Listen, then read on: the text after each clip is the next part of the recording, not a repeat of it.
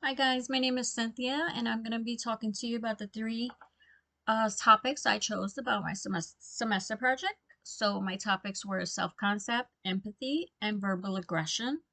So I'm going to start with self-concept. Self-concept is basically what you think and feel about yourself and others around you. Self-concept is made up of different layers. Self-concept is not something that is permanent. It can definitely be changed depending on the person if they want to or not, meaning that it can change your ideal self, your self-image, your self-esteem. Some examples of self-concept can include seeing yourself as an introvert, an extrovert, or being a part of a political party member, sports fanatic, um, family man. So some studies have shown that self-concept can also affect your self-esteem. So that's what I found for self-concept that kind of popped out to me. So I'm going to start with empathy, which is the ability to understand and share the feelings and compassion and consideration of one another. So an example would be he has a lack of empathy for anybody. Now, this is an attempt to identify with someone else's situation, perspective, experiences.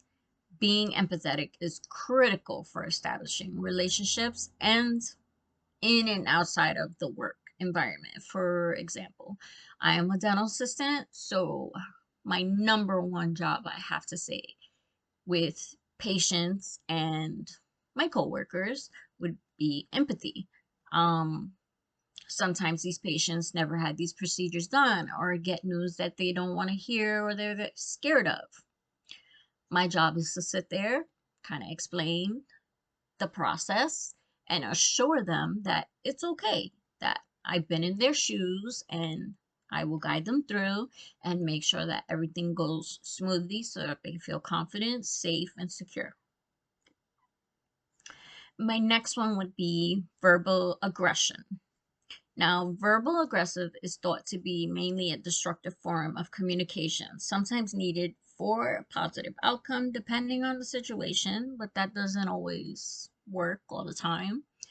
There are four primary reasons or causes for this verbal aggression, which is like frustration, social learning, psychopathology, argumentative skill deficiency, in which individuals lack verbal skills to deal with the issues, therefore resorting to verbal aggression, which can lead to short-term effects like you can hurt someone's feelings, anger, irritation, embarrassment, discourage, humiliation, despair, and the main one that kind of catches my eye, depression.